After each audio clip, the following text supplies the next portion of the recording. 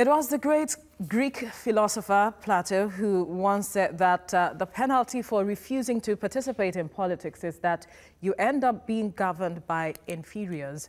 For years, that was the plight of Nigerians, but now the level of political awareness in the country has heightened, and the 2019 general election is promising to be most competitive. It's now 118 days to the conduct of that election, and preparations are in top gear. Good afternoon and welcome to another episode of Standpoint. I'm Veronica Danik-Boy.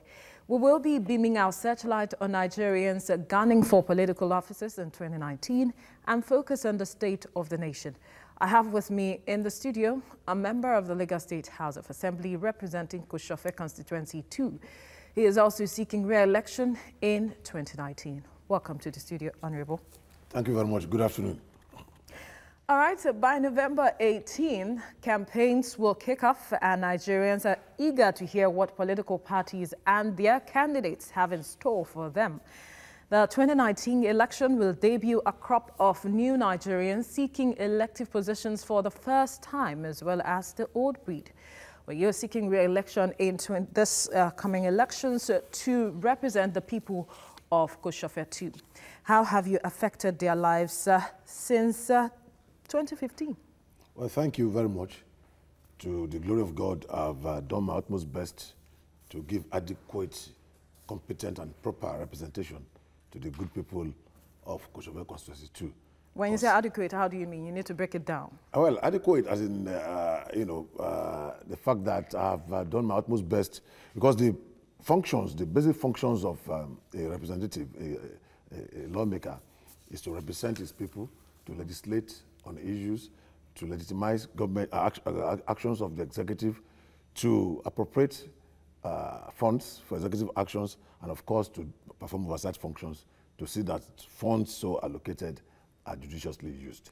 So to the, in these areas, in these broad areas, I've been above board. I've collaborated and cooperated with the leadership and membership of the House of Assembly to see that we turn out very relevant, germane, apposite and apt legislation that are resolutions that can meet the dynamics. Give us a feel of those things, that those legislations that you came up with. Give us an insight into them. Well, let's talk about security. Oh, okay. At the inception of our administration, when we came in 2015, we had the backlog of some pockets of miscreants that invaded Lagos at that time. Probably they were the remnants of people that failed in election in their states. Many of them were ex-militants who, had no manner of falling from heaven again, as it used to be for them under the inglorious PDP rule of 16 years. So many of them invaded Lagos, and what we would see on the street at that time was people trying to harass people, motorists and all of that, taking money and robbing people, even in daylight. But we were able to contend with that by a resolution of the House of Assembly, which we moved a motion and we energized the executive with appropriate funds to be able to contend with that problem at that time. We moved further under the leadership of the Speaker himself, who introduced the bill, but I, as the chairman of the Security Committee at that time, was able to cooperate and collaborate with the Speaker on a bill to reorganize the neighborhood Lagos. It used to be Neighborhood Watch of Lagos State. Now it's Lagos Neighborhood Security Corps. So we reappraised that organization, repositioned it, and we represented it. Now it's a brand new organization with about 5,300 personnel, equipped with adequate facilities to perform their functions better. And you see they are ubiquitous now. They are all over the place, here and there, trying to draw consciousness of people into what happens in their immediate precinct and environment. People are more aware of their communities, they are more aware of their environment, they are more aware of their surroundings. And of course, everybody is now conscious that security begins with him or her. So many things that we are able to do. And apart from that one, even when you talk about aesthetics, you talk about infrastructure of the community that I represent. We did a lot to remodel the stretch from Ojota to Mile 12.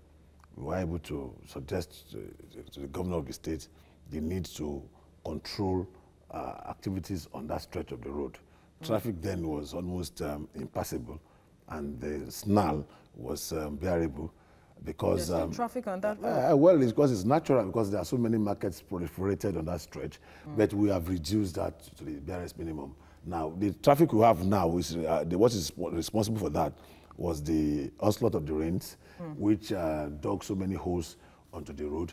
And as I was coming now, gladly enough, I saw that our call for fixing of those potholes are being answered. As a matter of fact, I even had to do some palliative work last week myself when I had to drop some stone dust on the portion of the road at Mile 12. Right now, I've seen that those bad sides are being fixed from Ojota now, and so it's going down, and I'm sure it's going to be the stretch of that road, because that was what we requested for. So if that is fixed, there will be less traffic snarl on that area, because it has been remodeled, because people cannot crisscross the road the way they used to do in the past.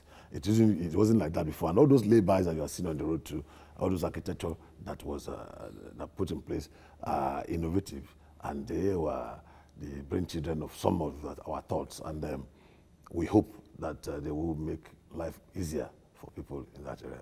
Okay, speaking about that stretch of road between Ojota and Mile 12, you know that there are two key markets on that road. We have the Ketu Fruit Market and the Mile 12 Market itself. What bills did you put on the floor of the House to modernize the market, as well as industrialize the value chain that they potentially bring? Well, you see, that's a delicate area. Markets predominantly are responsibility of local government councils. So you will be seen to be unnecessarily and overbearingly usurping the functions of local government by putting a bill forward to the House. But what we do is to regulate. We have the license and the capacity to regulate whatever we can legislate upon. Local government itself is a legislation of the State Assembly. So by that implication, we can always regulate the activities of local government, and by implication, their extensions or their areas. So the Mile 12 market has been a bit contentious because the government had it in mind to relocate the market, and though some of us are not too pleased with that, but this is a democracy and it's majority rule. So a motion was moved in the wake of some crisis that was perpetrated there sometime in 2016. And even I, as a representative of the place, I was defeated in the motion because I didn't have enough supporters to resist the resolve of government to move that market from that place. But we are still on it. It's not here or there yet. We are still on it. Though there is a new site being prepared somewhere. The work has started. But we are still on it. And if the market is eventually moved, we want to be sure that the space is put to a beneficial use to the people, which will be along the line of commercial activities too, and not residential. Oh, all right. How have you gotten the feedbacks from your constituents in terms of all of the projects you have embarked upon so far, in terms of engagement? Have you been able to engage them to understand how your projects and legislation has impacted their life and what they need, seeing that you're seeking re-election? Well, I have my own mechanism, feedback mechanism, personal feedback mechanism, and I used to have interactive and interfacing sessions with my constituents from time to time, informally, because my doors are opened. Informally, people come to my house almost every day, every morning, and I run an open door policy. And I go out too, I interact with my people without any formality.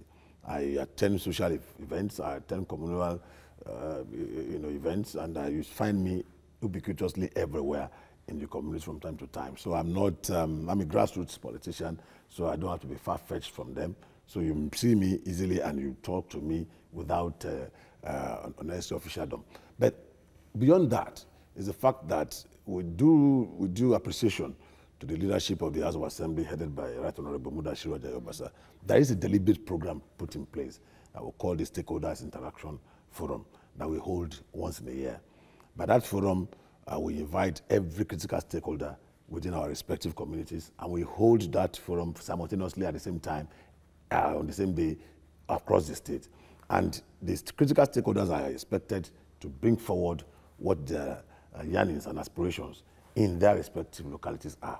And so by that interaction, and we now collect everything and present them to the governor. The last one we had was in August this year, and the result had been collected and sent to the governor. So we hope that we'll have some of those things in the past have been akin to. Some of those requests that we made have been done. Some have been embedded into the current year's budget, some into the medium-term expenditure framework called the MTF, and some, of course, because of lack of funds, are still to find their way into the realm of execution or implementation. But then they are in the pipeline because already they have been identified as what the people want, and maybe as we make progress, we consider them for execution. All right, seeing that there are some projects still in the pipeline, how do you intend to consolidate on all of this, seeing that you're seeking re-election? Those things that haven't been done, do you think that they could stand as a hindrance to these people supporting your coming back? Well, it's a function of how accountable you are to your people. You should be accountable. Human wants are insatiable, and by that token, you don't expect everything that we want to be done by the snap of a finger. We must be patient and understanding because of the limitation of funds, available funds. Some projects that we had wished to be done are not done because of we don't have the funds to the wherewithal to effect them. You make your constituents understand this? Of course, yes. For example, now there is a project very dear to my heart, and personally very dear to my heart. That is, we want to. There are 3 communities called Agboyi 1, Oruba 1, Oruba 2, Oruba 3. At this age and time, it's very appalling and it's very, very disheartening to let you know that within Lagos metropolis, those communities cannot be accessed by vehicular transportation. Up till now, we should use Keno to access those communities. And these are age-long traditional communities, very important. As a matter of fact, when you hear Agboyi Ketu, that underscores the fact that these are age-long traditional communities. When a local government could be named after the community, and we cannot access that area or those areas by vehicular transportation. It is not acceptable to us. It is very worrisome. And this area consists of 2 federal wards, 2 main federal, not even LASEC or state wards, federal wards recognized by INEC. So the population there is swelling. Many people are there, and the standard of living there has been affected because of that. And even the economic expansion or development of the people had been hindered because of when we cannot access the place the way it should. And life there is not very abundant because even in the midnight, they need to have medical attention that is not available in the health center that is there. Maybe they need to go to secondary or tertiary facility. It is difficult to even move out. So these and many more are the reasons why we had been battling for vehicular access to the place by way of a modern bridge. But it's been the design has been done. The project has been in the pipeline, but unfortunately, there's no fund to execute the project. I want to appeal and apologize to the good people of Agboyi 1 and 2 and 3, and to let them know that we will not rest on our oars until this very desirable project is eventually carried out. And that's the reason why people like me are seeking an election, because we have so many things undone yet. And it's not 3 years, the time that you have spent, you were unable to push this forth. At least I was able to push it into reckoning. It's now in reckoning because at least now it's been about a committee has been set up, the executive council has approved. I mean, so many things have been done that the project has left the realm of hypothesis is now in the realm of in the realm of execution, because it's just about what is standing between us and the project is funds now. So before now it was only in contemplation, it was not even in consideration. But right now it's just a matter of time when it will be done, how we will get the funds, and by the grace of God, something good will come out very soon. Okay, so what then are you going to be building on, seeing that, what more would you intend to do for the people, seeing that you're seeking re-election? Well, I want to say that as a community-oriented person, as a public-spirited personality, it's just inbuilt, it's just inborn, it's just part of me, innate quality that I see happiness on the faces of people. I see their desires being met, I see their yearnings, their aspirations, their objectives being achieved. So I will not rest until we make our community better. We know we have a lot of challenges. When you say the definition of rural area is that maybe anywhere that there's no electricity and that the population there is less than 5,000. Also, by that token, we don't qualify as a rural area. But to me, I want to say we cannot compare the abundance of life here to those that live on the Lagos Island, especially Ikoyi and Victoria Island. So I want to see how we can bridge the gap to an extent. This will, as a matter of fact, reduce the traffic around that area. And we need to raise up the standard of living of our people. All right, now, Lagosians have been battling waste control since Visionscape took over Lagos waste management from PSP operators. The State Assembly, which you are part of, has asked PSP operators to go back to work. Can you shed some light on this matter? Well, that question, I'm not the spokesperson. I used to be the spokesperson of the Lagos State House of Assembly. I was the chairman, Information, Strategy and Security Committee. But right now, I head the Judiciary, Public Petitions and Human Rights Committee. So I may not be very competent to speak for the State House of Assembly, but let me speak as a member of the House of Assembly representing Constituent Constituency 2. And as Honurable Tunde Braimoh. Well, let me say you are in the know that the House of Assembly had been expressed grave concerns about the horrible, the irritable, the very terrible state of refuse disposal in the state. And definitely the House of Assembly is concerned, the House of Assembly is unhappy, the House of Assembly is worried. And because of that, the House of Assembly made attempts to, provide some solutions in an emergency circumstance. That, okay, let the PSP, because what we were taught was that those bins find their way to the roads, to the major roads, because they are not being picked on the streets. If the PSP operators that used to go into the inner streets were able to pick them up, they will not find their ways onto the major roads.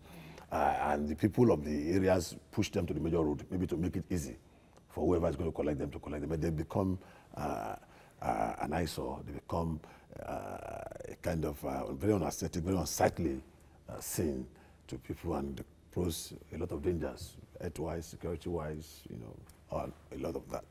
So, but the problem has been identified. The problem is being attacked. The state government, I'm aware, is trying to set up a committee, a special task force to attack these things. But the House of Assembly too is not resting on its right. It has charged the Committee on Environment to engage all relevant stakeholders. PSP, local government, state government, everybody that have a stake in the quest of refuse disposal in Lagos State to come forward. And I want to assure Lagosians, by the grace of God, we had a winning system all along before. Now, that too, there was a winning system. Refuse was a problem in 1998, but with the advent of the Asiwaju Bola Ahmed Tinubu administration in 1999, which I was part of as a local government chairman. I was the chairman of Kosovo local government then. We were able to God be the glory, and giving all credit to the leadership, the pragmatic leadership of Asiwaju Bola Ahmed Tinubu, we were able to surmount that problem at that time. And I think successful administration built on it.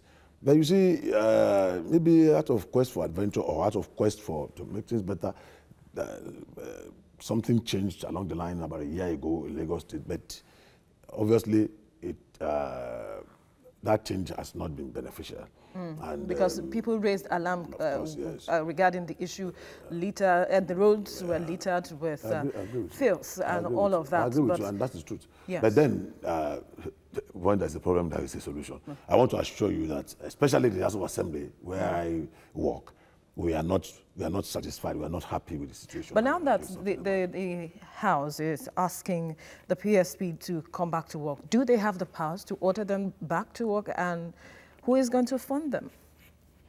You see, when we talk of power, we have not related like that in Lagos State. We have not related on the basis of power. When you look at legislation, legislation is compelling. It should be obeyed. When you look at resolution, should be. It should be obeyed. It's compelling. When a law is made, any responsible government should be based on the rule of law. When a law is made, a government is compelled under any circumstance. Besides, what is a government? A government is a tripod. So legislative, executive, and judiciary. So when you say government, just hold the thought. We have Mazi from Abia State calling. Go ahead with your contribution. Good afternoon. Good afternoon, our guest. Good afternoon. You see, my towards this 2019 election, I think all the candidates, whether House of Assembly or Federal, or the National Assembly, whether House of Rep or Senate, anyone, there's need for our security agency to look into their affairs, all this will address, examine them before you talk about all this contesting. A situation whereby election starts now, we start complaining about a candidate. Now, we are talking about 2019. 2019 is not far from today. Now, what do? We have seen all this issue of buying of votes and the rest, and we are not talking about anything, and this thing is continuing going. Not for not even we stand in the youth themselves now.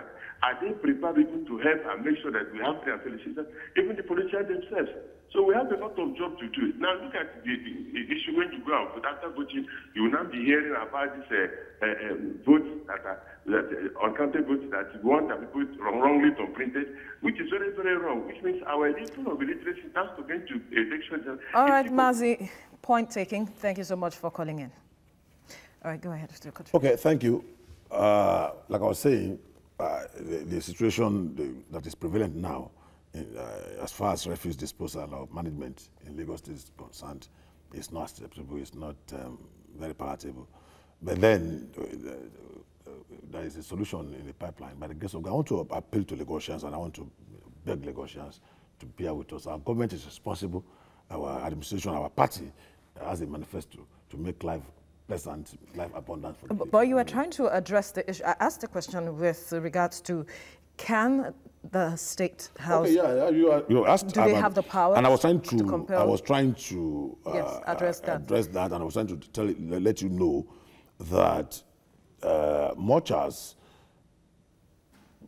there are powers and there are relations, there is a separation of powers. You know, that's the fundamental of a democracy, the separation of power. At the same time, there are fusion of powers. You need to interrelate. You need to work together as arms of government. No arm of government can responsibly function without the two others. So, given that basis, that's the way we have been operating in Lagos State. We have not operated on the basis of, oh, this is my power, this is my area, this is my territory.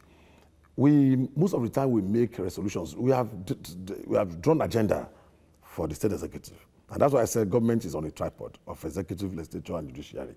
And any good government that wants to come out with adequate results that will make the citizens very happy must, of course, be in unison. There must be a symbiotic relationship between the three arms of government. There must be a mutually dependable orientation within them.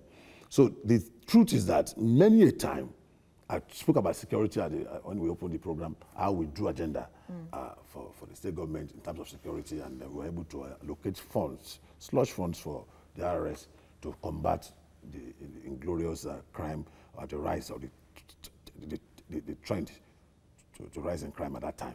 So we have passed over 80 resolutions in the House of Assembly, and most of the resolutions have been respected by the executive. They have been implemented by the executive. It's not a question of, okay, whether we have the power or not.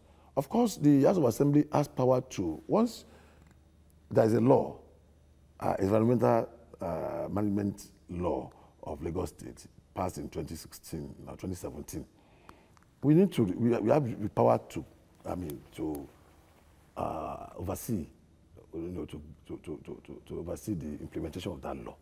So when we observe any area where there are lapses, we have the power to make emergency contribution. So it's not a question of maybe somebody is executing. Of course, we are not going to pay. We are not going to delve into how payment is made, but we have directed payment to be made. All right, but then because one wonders why now, because this call or cry for help to ensure that Lagos is clean again has been on way before now. So why is it that the State House of Assembly is just looking into the matter now, making a resolution now? Because the cry That's not correct. That's not correct. The State House of Assembly has been concerned for a long time on this matter. But you see, when something is novel, when something came up anew, and maybe the people who want to try out the idea probably are asking for time to play it out and see how it works. But obviously now it's very clear to everybody now that we need to act as fast as possible because there is an emergency in the refuse management system in the state. So it's not as if we are just talking now. The matter has been on. If you attract the problem and the matter, you have observed that the matter is not just a new matter, and the State House of Assembly has not been quiet. As a matter of fact, the executive too has been trying to provide solutions, and the Vision Scape too have making some explanations. But you see, it's not about explanation now. It's about what can be manifestly seen to be done by the people, and what the people want is result. It's not a question of rhetorics anymore. So, and because of that, all hands are on deck to get results for the people in no distant future. Before the end of this year, we must have a satisfactory refuse management system in Lagos State by the grace of God. All right, now let's go on a short break, and the discussion continues when we return. Stay with us.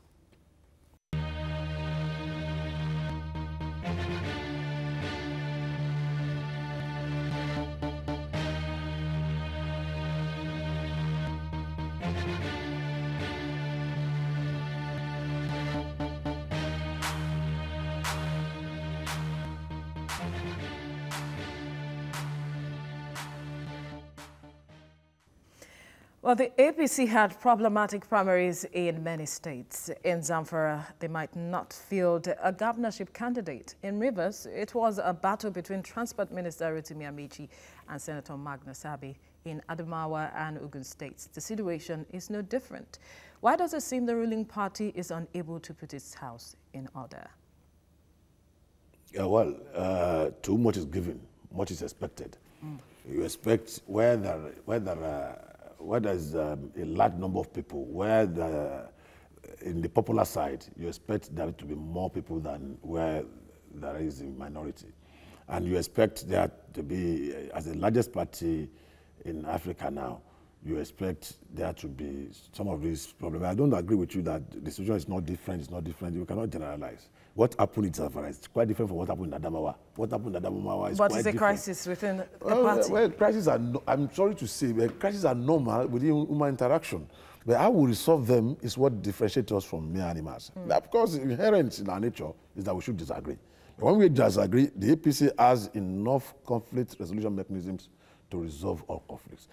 People who are just raising alarm are just making a team. So you think it's just raising alarm? Because in Zamfara, it's about not fielding a candidate. It's not so. APC had retorted that. The party had retorted that. The party had completed the routine of filing its applications for all its candidates in all the states, including Zamfara. That was done 2 days ago. Because INEC says it did not observe the process. Once upon a time, INEC said that. INEC is not saying that anymore. Because you cannot say that anymore. You see, when you have your own internal mechanism, you have your own internal indoor management rule, INEC may have its own indoor management rule. You expect somebody to be there, somebody was not there, somebody else was there. And so you expect a level to be there, another level was there. That's your own indoor management. The party was not supposed to know who exactly, or who by nomenclature was supposed to be there. These are many more. I'm not a spokesperson for the party, but the party, what is important is that as at Friday morning, the party had made it clear to us, assured us, all the candidates across the length and breadth of Nigeria, that all our application forms have been submitted properly to INEC, including Zamfara State. Including Ogun State you talk about, including Rivers State, including Adamawa. Really? And all this. You see, the thing is, there was, by the time the noise came out, as noise? You call it noise? It was a noise. It was a storm out of a teacup. There was no, let me tell you the truth. Those people who are questioning this noise have worse things in their own wardrobes. For example, in Lagos State now, PDP cannot say they had party primaries. When we get to that bridge, we'll cross it. They did not have party primaries. You cannot claim ignorance of the APC primaries in Lagos State.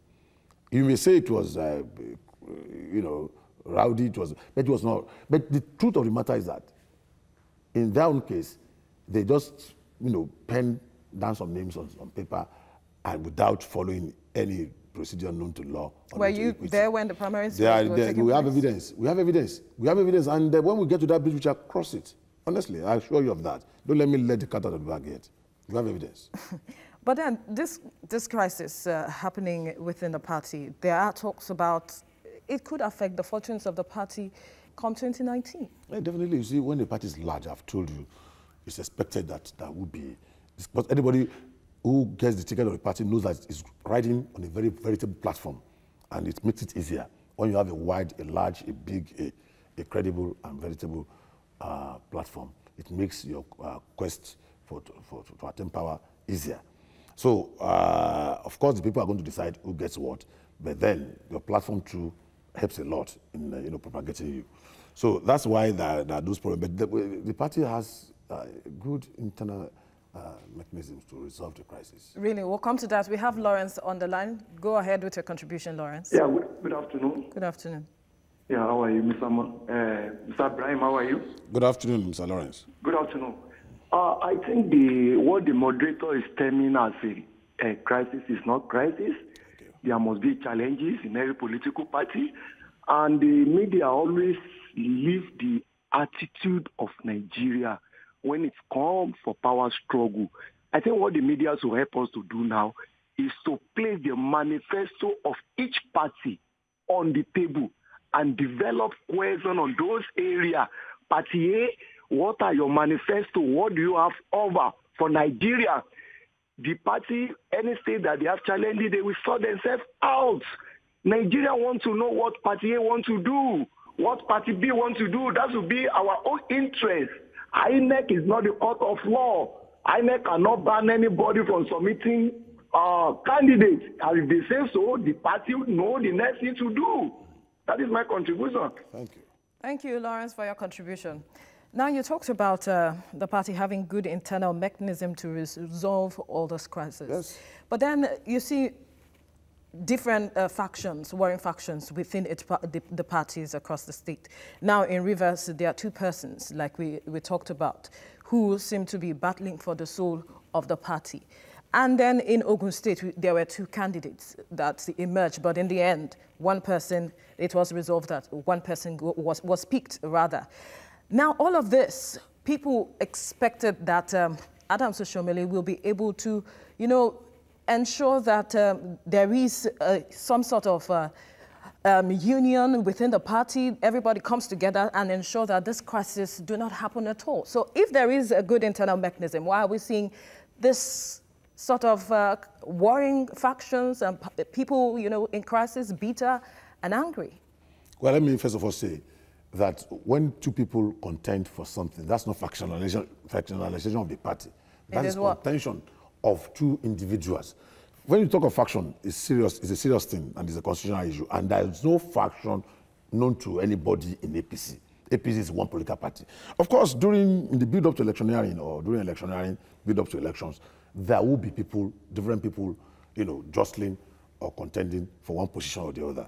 That is not factionalization. That does not mean that the party is cleavaged or broken into two or more. Or more places. Yeah, it does.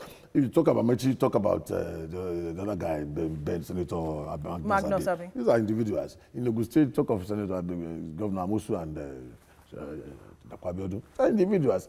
It doesn't mean no party is. Our party is one party. That's clear. Then, second of all, is that the response to crisis management is not something proactive. It's not something you can preempt. It's not something you can predict. It's not something you can imagine. It's not hypothetical. It's not something you just... It seemed the handwriting was already on the wall before going into the primaries. Human management, if somebody is going to say A, B, you do not let him say A, B, you just jump to Z. You let him talk. We'll come back to that. So we have Akinwumi on the line. Go ahead with your contribution, Akinwumi. All right. So, you see, the truth is that the national chairman of the party is just one person. There are, when you say Oshimole has not done anything, I didn't say that. I'm talking about the expectations of people. No, that is wrong of them to expect him to be able to himself. Adam Oshimole cannot constitute himself into a judicature within the party. There are organs, there are appropriate apparatus within the party to deal with specific issues. There is the National Executive Council, there is the National Working Committee, there is the Disciplinary Committee. There are so many organs on the party. Adam Oshimole is just a member of the party in executive capacity, leadership of the party. He may drive directions, but I cannot assume, he cannot usurp, he cannot necessarily now think is the alpha and the omega. He's doing what he's supposed to be doing. When there are problems, he identifies them and releases them or passes them on to the appropriate organ, apparatus of the party to look into. And so how has those organs, are they really looking at bringing this warring parties together? That's another stage. The stage that we are now was that the party was able to look into all complaints, but don't forget there was an appeal committee of there were various electoral committees. All right, quickly, please. We need to take Akinwumi's call. He's calling from London. Go ahead with your contribution.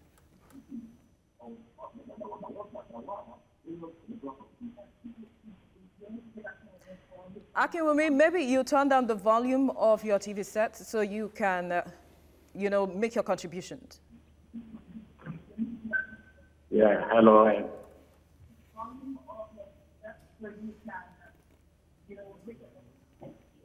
Yeah, good afternoon. Sorry, the contribution I want to make is that when are we going to have electricity in Nigeria? I want that gentleman who is talking there to answer this question. When are we going to have electricity in Nigeria? When are we going to have this? Because we are fed up of all this nonsense they are doing in Nigeria. We are fed up. We are fed up. This is why I want to tell this gentleman. All right, Akinwumi, thank you for your contribution. You say we're going to have an electric what? Electricity. Electricity in Nigeria. Oh, that's a very relevant thing. Because you can see the Minister of Powers and Power Housing and Works said yesterday that as now they have 90 of the substations undergoing comprehensive upgrading and repositioning for work. You see, it's not easy to do these things overnight, and he said that much, that we cannot expect this thing to come like a miracle or come like the decadence of so many years cannot be addressed in so short a time. But people have attested to the fact that there's been an improvement, a vast one for that matter, in the supply and distribution of electricity in Nigeria now. Of course, that is not disputable anymore, that there has been a remarkable, a noticeable improvement. But that is not what the people want. What the people want is the constancy of this all-important infrastructure. And that is why some have called for the restructuring. Exactly. And you see, I'm sure that our government knows. It's part of our manifesto. It's part of what we set out to do. It's part of our major areas, and we are going to address it. But you see, we have been plagued with so many unnecessary distractions. Unnecessary distractions, people leaving what is important for what is not important and distracting the focus of government. But don't forget the government be sabotage. It has a focus. Why can't it just stay on that path? Security challenges, you don't have a choice. When there are security challenges... That was part of the manifesto, what the government said it was going to address. Yes. And people had expectations because of the way the government went about saying it was going to address this before it came into power. But you cannot leave leprosy to curing worm. When security issues arise majorly, you just have to face that first, because that's the most basic responsibility of any good government. You can only talk about electricity, talk about infrastructure, talk about even other economic advancement or development when there is life and property secured.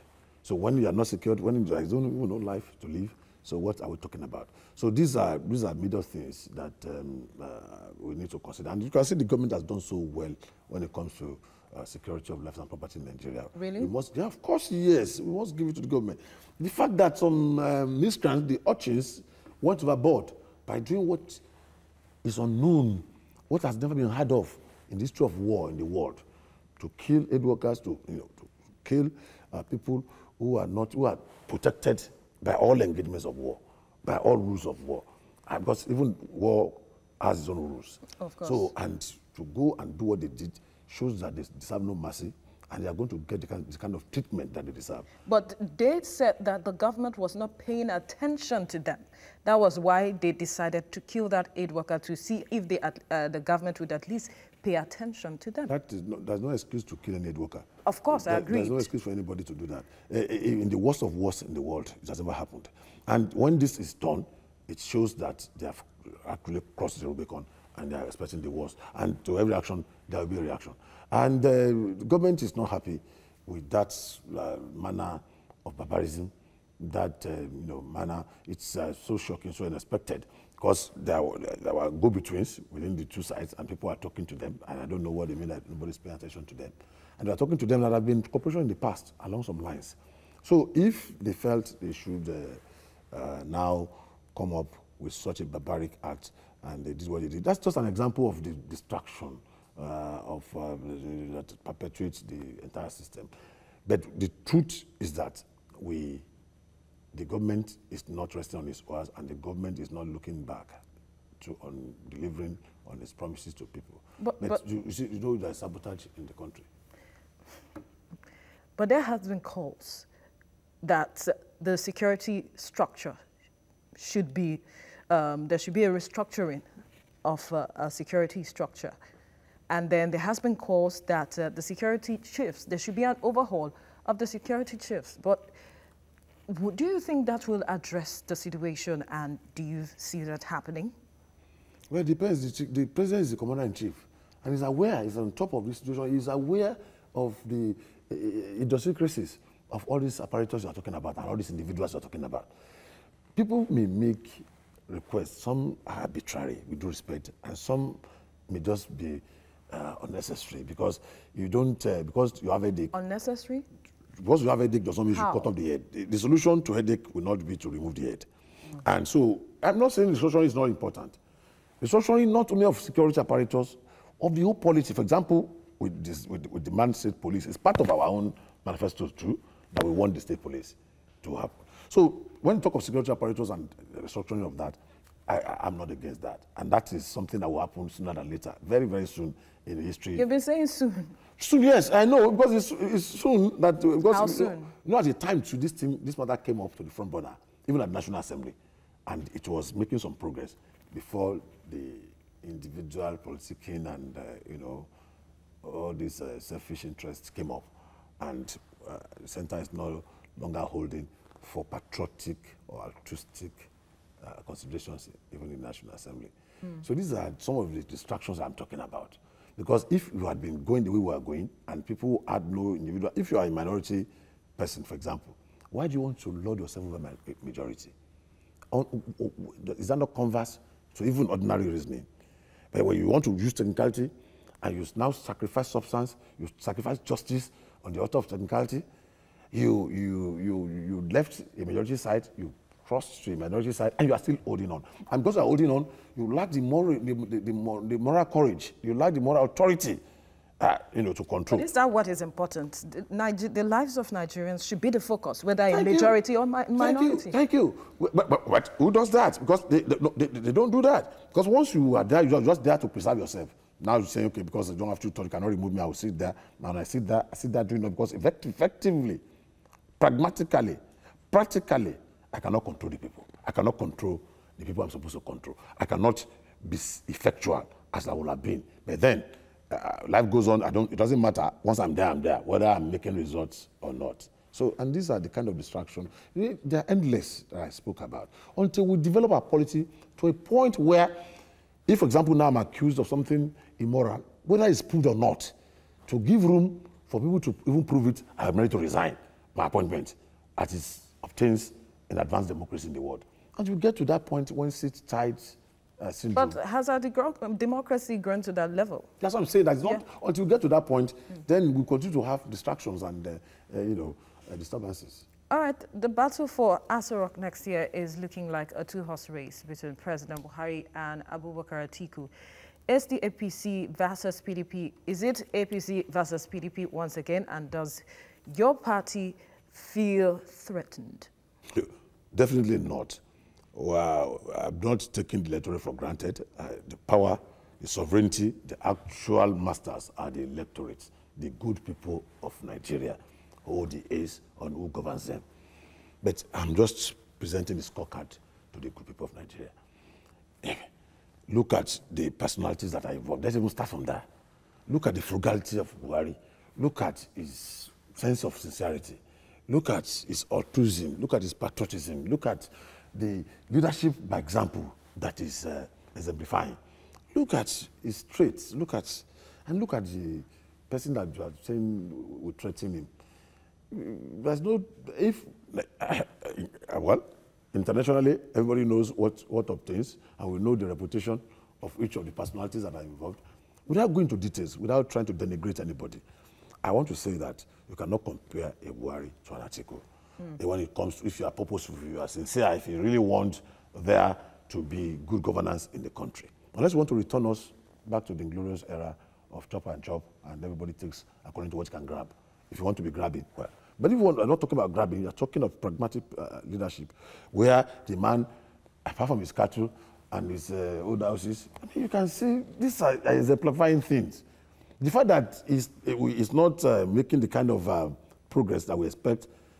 That is the point that I wanted you to get to, the progress that Nigerians expect. Well, that is because, difficult. You know, it is, don't you think that is the point that Nigerians will be looking at? Because there were so many promises. Okay, it's just like changes. The light we spoke about initially talked about 6 months into the administration, things will be changed and all of this. There. And then suddenly it's just we like are singing a new song of the change doesn't just happen just like that. I understand your question. I'm not singing a new song. That is a natural song. It's not natural order of things. It's the way things are. Just that human beings, we are always impatient, we are always insatiable, we are always petulant.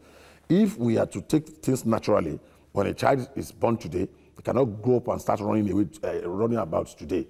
He has to learn how to crawl, he has to fall, he has to falter, he has to, crawl, he has to, before he starts walking, before he starts running. So this is natural order of nature.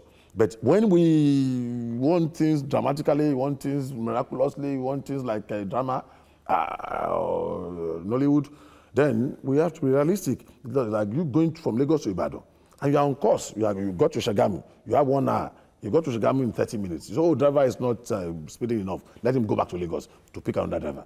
And you turn back to Lagos. Use another 20 minutes to get to Lagos. And you pick another driver. Will you get to Ibadan in 1 hour? In 10 minutes that is remaining in the time.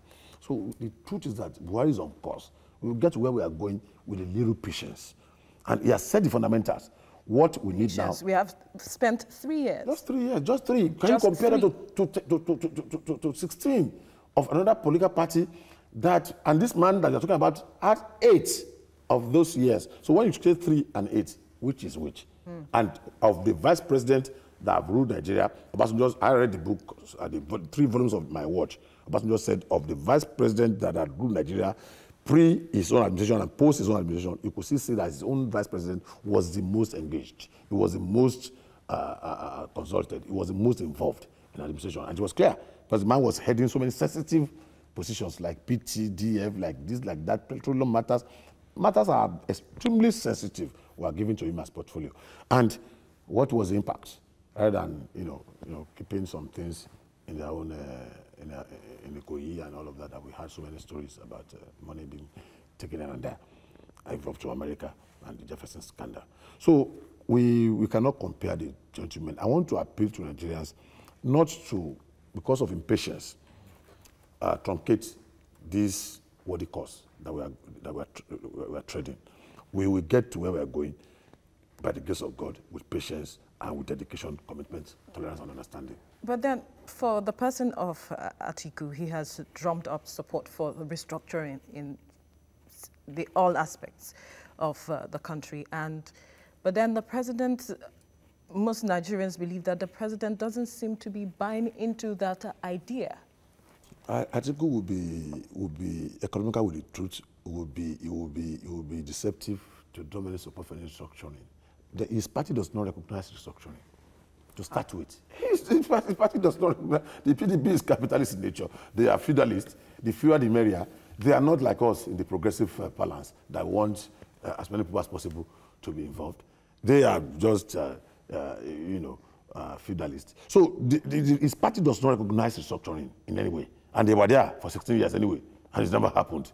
So what he's talking about is we should not deceive ourselves. Because and it's very bad for anybody to come out to hoodwink or pull the wool in the eyes of the citizenry. It's not statesmanlike. But you know that Nigerians are more politically aware. Yeah, I agree with you. Now, so yes. I don't think that's when the campaign starts, they would decipher. Right now it's just what you told me now was just a kind of news to me, because we are just trying to eavesdrop. But with time, everything will come to the open, and he will say what his intentions are, and I'm sure people will take him to task.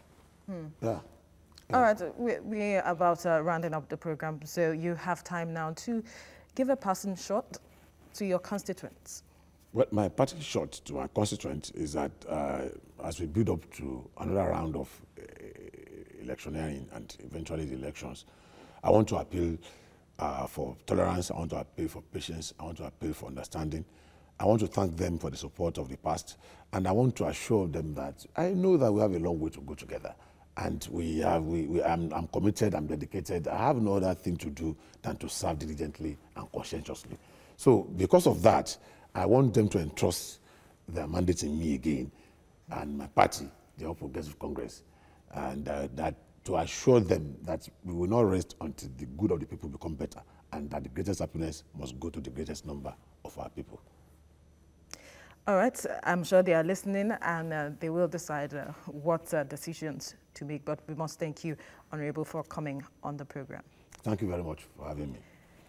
Well, that's our package on today's edition of Standpoint. Thank you so much for watching. Remember, you can watch a repeat of this edition tomorrow by 7 a.m. I'm Veronica Danik Boy. Enjoy your weekend.